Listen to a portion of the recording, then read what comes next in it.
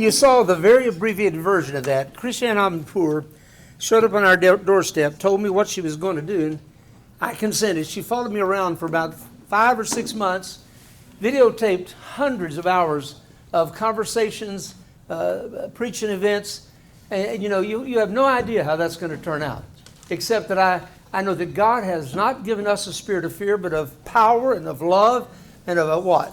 Sound mind. And so I had a congregation who embraced what I was doing. I didn't set out to be a warrior preacher. When I went to First Baptist Pearland, I'd been in evangelism for 14 years before that. Had done 500 crusades across America. In fact, perhaps one of the biggest was in the football stadium right here at North Texas State. We had Shirley Cawthon Barrett, who was about 5 years after her being Miss America. Her husband helped set that crusade up, and so I preached one of my largest crusades right here in Denton. But a number of crusades in towns round about, as small as Pilot Point. Everywhere we went, we asked people to give their heart to Jesus, and that's what I am primarily. I am a Jesus man.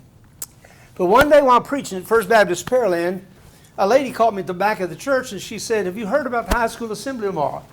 Well, pastors are supposed to know everything. So I didn't say yes or no, but I tried not to tip my hand. But I listened because she wanted to tell me about it. Some lady was coming to our high school that had literally been tearing schools apart all around Harris County. In fact, 2 or 3 had such a reaction to her assembly that they banned assemblies. And so she wondered if I was going to go and watch that assembly. And I said, well, I've got a gentleman coming in from out of state. We're interviewing him for the staff position that's open, but I'll make sure that it's covered. So I sent Rod Compton to cover that high school assembly for me. Now, Rod, I used to brag I was just like Moses. I leaned on my rod and my staff because Rod was my staff. He served with me in 2 churches for more than 15 years, one of the dearest friends I have on the earth today. Rod's a very special person, but he is so pure. This is a guy that still can't say pregnant in mixed company. I mean, a family way. He doesn't go to movies. He will not go to movies. And I say, well, some of them are good movies. But he's that kind of a spirit. We could use more Rod Comptons and a lot less of people like me, perhaps. But I said, Rod, to that assembly. Well, he come back to my office scandalized. He was so overwhelmed with what he'd heard, he wouldn't repeat it. I said, Rod, what'd she say? You just have to go, Pastor. Rod, tell me what she said. You'll have to see it for yourself, Pastor. He wouldn't tell me what she'd said. But I could tell by the tenor of his voice that I'd better go. And so I handed off our guest for the lunch hour. Our high school was a large 5A high school. We had 5 assemblies that day in a room with stationary desks. It was actually a big science room, and they used that so that the ladies could be better understood. Kids in smaller groups would more enjoy it, so they thought. And in she walks. I walked in, I should say, right as the last assembly began. I didn't have time to get permission. I just went straight down to that auditorium, went in and sat down in the very last seat that was open right by the back door. And here's what I said to myself. Scarborough, just play this cool. In fact, I looked up, and my daughter, Misty, whom we had moved to Pearland in the middle of her junior year. I remember when our family of 5 prayed about that call, that my son was all for it. My daughter, who was in 6th grade, she was jumping up and down. She was all for it. My wife and I knew it was God's will, but Misty knew it wasn't God's will. Now, she's a junior in high school, and so put that into frame of reference. I was proud of the way she had adapted, but a change of life and a change of friends in the middle of her junior year was a tough move for Misty. So when I saw her sitting there, I thought, man, don't embarrass her. So, man, take notes. Use your dictaphone and get this on tape. Dictaphones in those days, we all carried them. We didn't know what a cell phone was. I actually that's not totally true. I did have a cell phone. If you dropped it on your foot, it would break your foot. But I didn't have that with me. And so I pulled out my dictaphone, and I put it on with a fresh tape in it, and I began recording what she was saying. She come kind of prancing out. Turned out she was 24 years old. She was talking to the kids in lingo they understood. She talked about every kind of sex you could have, and some you shouldn't even imagine having. She had one rule in her speech. Make sure you use, and she reached in her purse, pulled out a condom, stretched it like a balloon, and blew it up and held it high. Then she wrote 97% on the whiteboard, and said, if you'll use one of these, you'll be 97% protected against the dread disease of AIDS. Now listen carefully, folks. God is a sovereign God. He had been preparing me for weeks, and I didn't even know it for this moment. I'd been studying on this new disease called GRIDS. In 1992, it was called Gay-Related Immune Deficiency Syndrome. Frankly, that's an accurate title. I knew everything that there was about the use of condoms, what worked and didn't work, frankly. So when she made that statement, I knew it was categorically false. The condoms that are that effective are the ones that you buy at a drugstore. You keep it at room temperature at all times, not the kind you buy at truck stops and put in your back pocket when it's 105 degrees outside, or worse yet, in the glove box of the pickup truck. And so I raised my hand. She said, yes, sir, so courteous. She probably thought I was a principal. I don't coat and tie. My daughter, I won't forget this till I die. I've communicated with her a couple of times today. My daughter nearly passed out. I mean, you could see the blood drain out of her head. My daddy's here. And so, but I've stepped out. I've stepped off the cliff now. I said, ma'am, where did you get that statistic? She said, the CDC. Well, I was probably the only one in the room that knew that. Meant Center for Disease Control, Atlanta, Georgia. And I knew that they knew that the condoms the kids are using are porous and ineffective. So I raised my hand a second time. But guess what? She ignored me. You know what's hard to ignore? A Baptist preacher with his hand up in a high school assembly where they're talking about oral sex, anal sex, and every other kind of sex you can imagine. Finally, in exasperation, and now this poor girl is breaking out in red splotches. I felt sorry for her. As a pastor, I wanted to go up and give her a hug. She just needed somebody to hug her. But I mean, she's flustered now. She's nervous now. And yes, sir. I said, I knew her name. I said, Amy, I know for a fact that they don't say that condoms are that effective unless you buy them in a drugstore, and that's not where these kids get them. And about that time, a teacher stood up and shouted at me, I know that statistic's true because I read it in a teen magazine. Now, can you imagine giving life and death information from a teen magazine to your high school students? And let me ask you this question.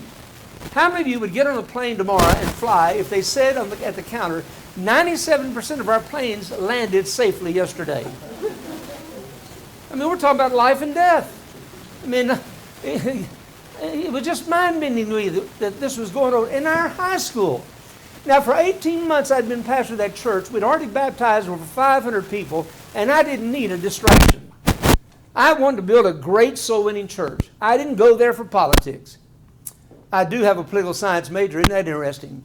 There was a time in my life when all I wanted to be was a politician, and God flipped me around when I was a sophomore football player at Stephen F. Austin University and called me to preach. And from that point forward, it was full board to get the education I would need for that. But I was too far along in that major to change at that point in time, so I kept it. But you know what? Didn't God know what he was doing? Because of the things I studied, the philosophies and all this stuff that's behind the scenes driving this evil and wickedness that we're now facing. So here I am. I've got to do something about this.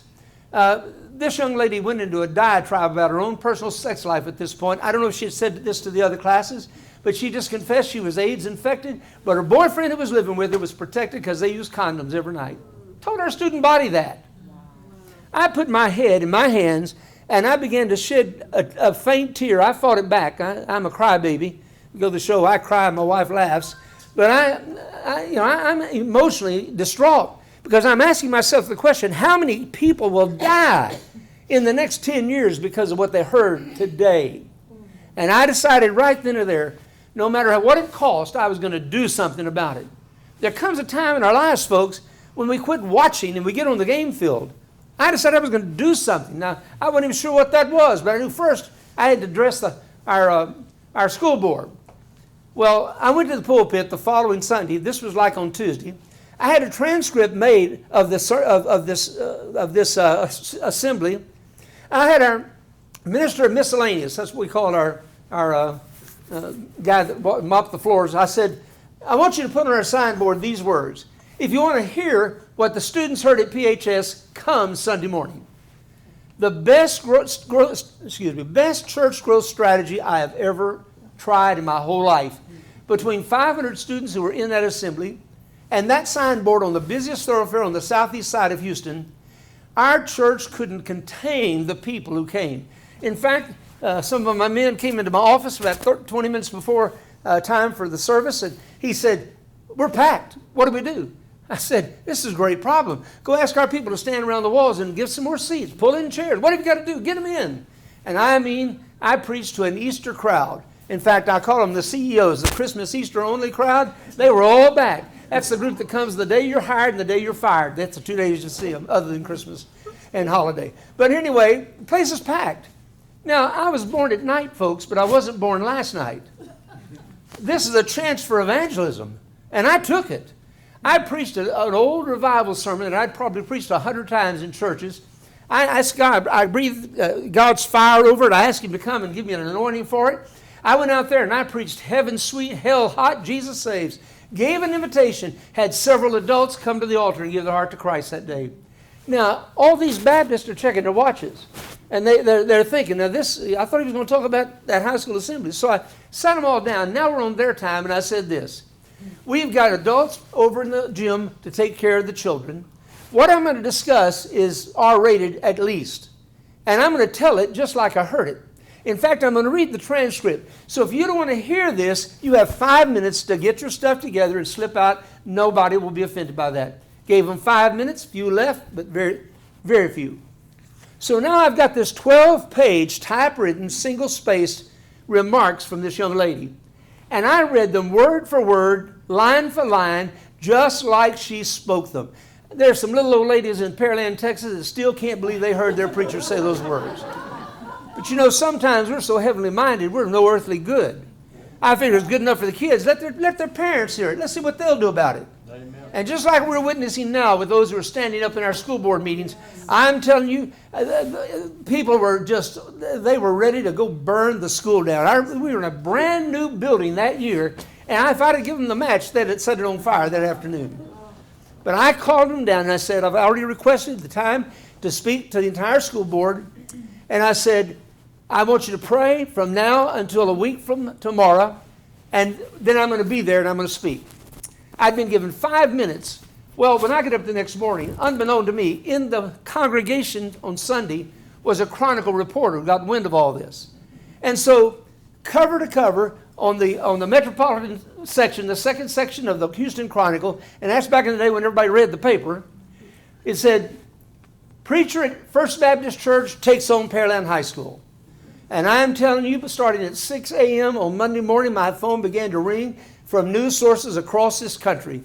I didn't want to make this a national event, so I got in touch with my staff. I said, I'm getting out of town. I took my wife. We took care of the kids with friends, and we went to the hill country and stayed at the HEB camp for the next 5 days, and I took no media.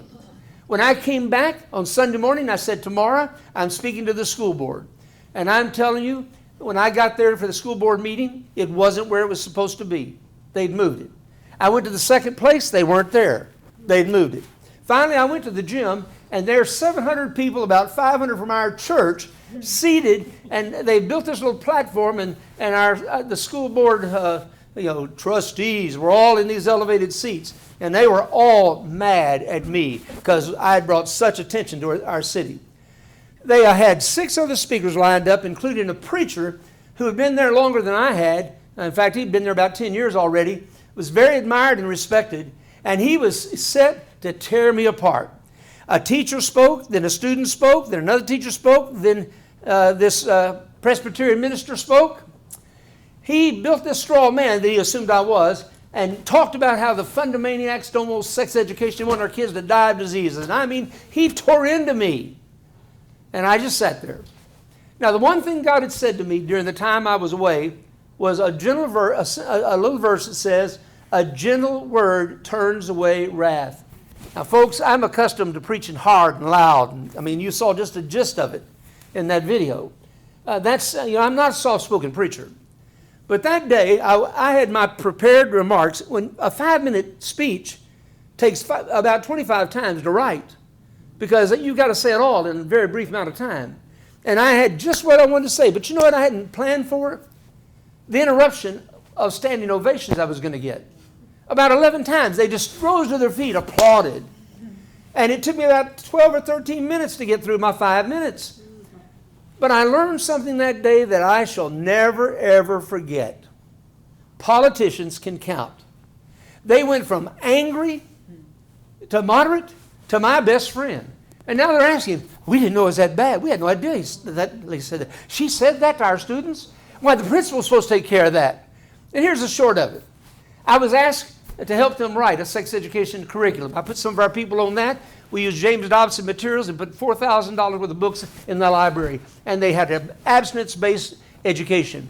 I went back to our church, began to release them and encourage them to run for public office, which is ministry, by the way. Amen. Some are called to the ministry of public service, like this officer, for instance. And so I began encouraging them to run for public office. And in 2 years, we owned the school board and the city council. And I'm telling you now, I'm being asked to speak all over the country. I've written a book called Enough is Enough. Jerry Falwell heard about this preacher down there doing what he was advocating. And so I became his go-to guy. Everywhere he went, he carried me along and gave me 3 minutes to speak. And boy, I learned a 3-minute speech meant 3 minutes under him. But we began to call pastors to stand up and take this country back. I've been doing that now for 30 years. Our church went on and put, Christiane Amanpour closed her remarks by saying, Rick Scarborough's gains will be short-lived. Well, I love to say this part. 3 of them went on and served in the state legislature, as was mentioned. 1 died in office, and there's a high school named after. You'll see her in a minute in the video, or the slides I'm going to show you.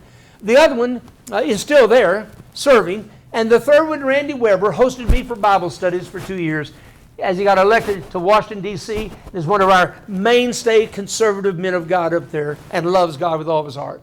Folks, I'm here to tell you, Jody Heiss, a Baptist preacher, heard me speak at a county courthouse when I was traveling the country speaking 10 Commandment rallies after they removed Roy Moore from office. And in his own book, he writes, the day that Rick Scarborough spoke is the day I felt a call to public service. And he served 3 terms in the state in Washington as a congressman, and he hosted me for many Bible studies in his office. Unfortunately, he ran for a state office recently and was not elected, but I don't think God's through with Jody yet. But the point is, it's time we get involved. It's past time we get involved. I want to run through this slide presentation. How much time do I have left? Yes, I do. Okay, never mind. How much time? 30 minutes about. Oh, good night. I got all kinds of time. Man, I can give you a PS. I wish I'd have said, you got enough. I just want you to understand, folks, it's in our corner. America's collapsing. Do you agree with that? Yes. I didn't think I had any trouble convincing you of that. I'm having trouble convincing the slides to go forward, but I'm hitting the wrong one. Here we go. There's our children. When I came back from Washington, D.C. after teaching Bible study for 2 years, at the request of my former board, who said, Rick, man, we just almost lost Ted Cruz. The church didn't turn out.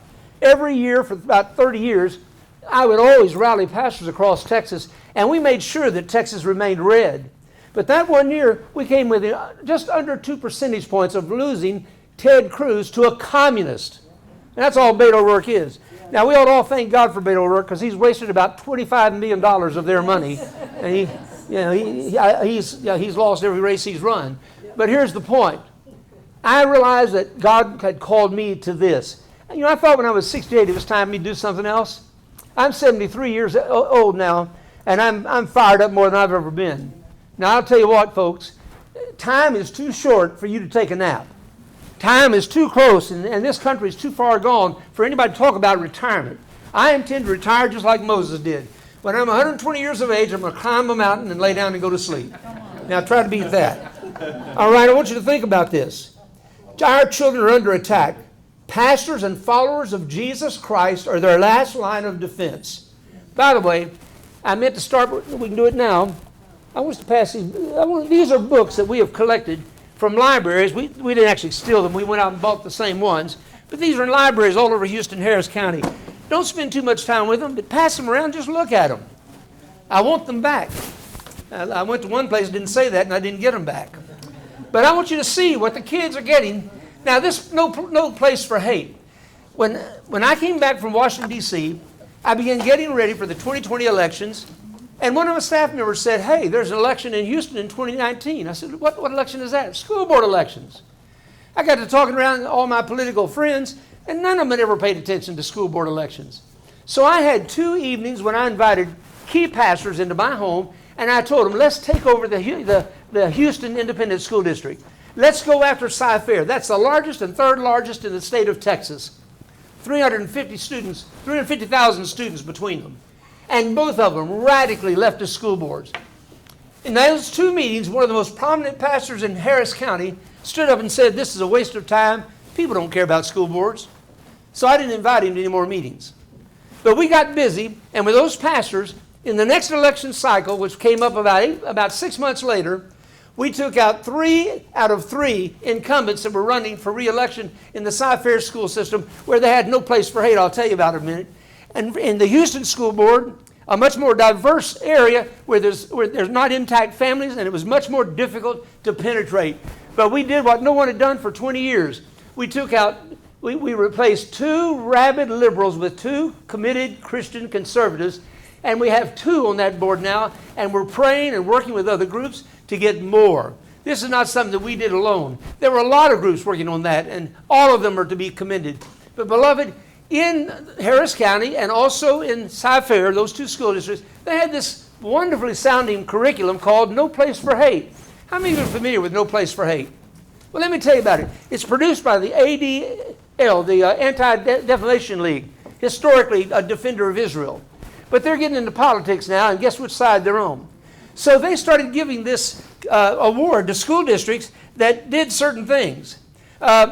They were teaching them how to talk right and how to understand bisexual, cisgender, cross-dressers. This is their curriculum that's on the board here. They're teaching the children not to hate these people.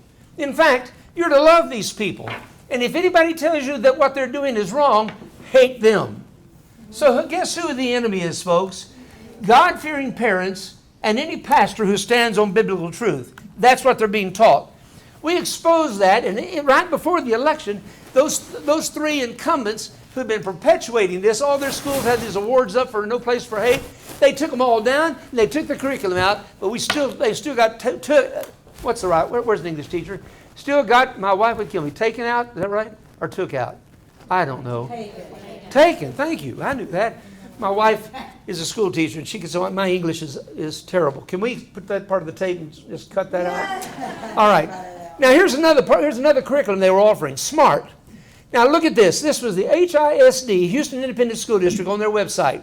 SMART is a brand new online sex education program that researchers from Northwestern University created for teen guys who like guys, okay? Homosexuals. Share what matters to you in your community. We're interested in your thoughts in sexual identity, relationships, and HIV. Here comes the good part. Eligible participants can earn up to $125, learn info that you won't get in school, and come give back to the LGBTQ community. Paying kids to get involved in homosexuality and get involved in this movement. Now, do you think they'd let your church put an ad up that said, come to our Bible study and we'll pay you $125? Yeah, you can wish for that. School pride. School district tells 4-year-olds to keep Pride Week lessons a secret. This is the cover of a magazine in Austin, Texas. What would a teacher be discussing during Pride Week that she's worried the kids will tell their parents? Schools across America are introducing radical, immoral initiatives hidden and often unknown to the parents. One of our founding fathers, John Adams, said our Constitution was made only for a moral and religious people. It is wholly inadequate to the government of any other. You hold in your hand several of these books, but these books our kids are being allowed to read in preschool and elementary school. Many of them are just pictures because they're not old enough to read yet. But every immoral activity becomes normal. And what becomes wrong is you telling them that it's immoral. They are indoctrinating our kids. I believe they're grooming them for sexual abuse. And we're getting more and more teachers being caught abusing children. But this is all about grooming them for their future pleasure. It's what we found in the school libraries. On November 8th, 2022, across America, Christians will decide whether we continue down the path of destruction. You can put the date in for this date, or elect leaders committed to education rather than indoctrination in our public schools. It is a sin for Christians not to vote. How many of you know that? The Bible teaches that. Where's the verse? It says, if you know to do good and you doeth it not, what is it? To him it is a sin. And beloved, we know it's good to vote. We know it's the right thing to vote.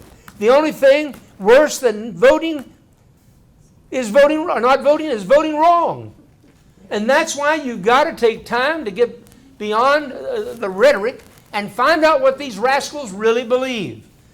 I recommend above all others, as a voter guide, and you may have one that you produce, and that's great. Many people do. But I tell people to go to ivoterguide.com. Our ministry is involved in that. We contribute to it. One of our gentlemen in our office helps do the screening. But they drill down and will tell you who's giving the money to these people, and that will tell you more about how they answer a questionnaire. Most of the time, they don't answer them anyway. What's that name? iVoterGuide.com. It's a 501c4. It's owned by American Family Association. When Christians get involved, change happens. That's a picture of a great evangelist who stormed up and down the colonies and saw a revival break out that steeled the spine of those men to fight and win a war against the strongest nation in the world at the time, Great Britain. There's Fairland High School. That's when I finally said enough is enough. That was the name of my first book, by the way. Christian Amanpour said his successes were short-lived, but here's the proof of the pudding. Clinda Dawson is a Texas House member. She died there in office. Kevin Cole was recently elected as mayor of Pearland, one of the fastest-growing suburbs in the state of Texas. Ed Thompson is still serving right now as a House member. Randy Weber is the 14th District representative for the United States Congress. And Randy Huffstetler was my secretary's husband, who had a thriving private practice, and God called him to public service. He served on the bench where he was elected the following year until he retired this year. God called these people to serve. Glenda Dawson, that high school was named thereafter. I told you the story there and what happened. Now let me back up and show you that, because that is important. Silence in the face of evil is itself evil. God will not hold us guiltless. Not to act, or not to speak is to speak. Not to act is to act. Dietrich Bonhoeffer. He died in a German concentration camp. They hung him with a piano wire as the Allies were freeing people that were locked up, and they just hated him to the point that they killed him. Now, folks, listen. I don't know how long Jesus is going to tarry. I know far too many Christians who are just sitting back saying, well, let it get worse because, man, that means Jesus is coming. But I want to remind all of you, and you tell your friends this, the second coming teaching in the Bible wasn't written to the United States of America. Amen. People in the Middle East think they're in the tribulation right now. In most of the world, Christians are persecuted for their faith. And for you and I, as Western Christians, to think, we can just let the world go to hell in a hand bucket because we're going to be raptured out of here before it gets bad. I'm here to tell you, God may let us live through every bit of it just to let us see what happens when a nation forgets God, especially one that was given such incredible blessing. The Bible says, Isaiah 5, I planted you in a beautiful vineyard. I gave you everything that you needed. When I came to inspect the grapes, I found wild and sour grapes. And he said, now I'll tell you what I'll do. I'll tear down the hedge and you will be destroyed. And the rest of Isaiah is the story of Israel's destruction. Now, beloved, if he will do that to his beloved nation, Israel, he'll certainly do that to this nation if we don't do something to reverse this tide of aggressive evil. Things are now happening in our schools and in our public places that I never dreamed was conceivable. Human trafficking and what they're doing to children that they steal off the streets and exploit for the money they can make off of them. No, a merciless people that will destroy a person's life for a $5 bill. And they will not stop. It has to be stopped. One thing about Satan, he never gives back ground that he's stolen. He always demands that it requires being taken back. And that's why I recently joined a group called the Remnant Alliance. You're going to hear much more about this group as time goes by. But a group of select organizations are coming together, and we're pulling our resources to collectively start fighting back. One of the groups is a group that uses lawfare, and they've got attorneys online that they will take and sue these people for breaking the law. We're fighting fire with fire. Our first effort is always to lovingly restore and redeem that who's gotten off track, and that includes political leaders. But our second step is to expose them, and the third step is to remove them. And that's what we're attempting to do through Recover America, working with several other groups like Patriot Academy and Charlie Kirk, who is coming and speaking at a gala for us in October. I have information over there, and I'd love for some of you to make the trip down. But this guy is a giant among men, 28 years of age, conducting about a $50 million a year ministry, and he is literally taking back ground. And he is one of the warriors that signed on into this Remnant Alliance. There are others I could name that you would know, like Paul Blair and the boot camps that we've been conducting together now for the last several years, where we pay all the expenses for a pastor to take his wife to a wonderful resort in exchange for sitting in a classroom like this for 20 hours over 3 days. And when they graduate, they're then given an opportunity to join the Remnant Alliance. They're then encouraged to have a Patriot Academy teaching of what the Constitution really has to say, like you were doing in this particular Tea Party. We're trying to find the remnant. We're trying to find those who will not give up, who will literally stand up and speak up and refuse to give up. And I believe God has called you to that kind of a stance.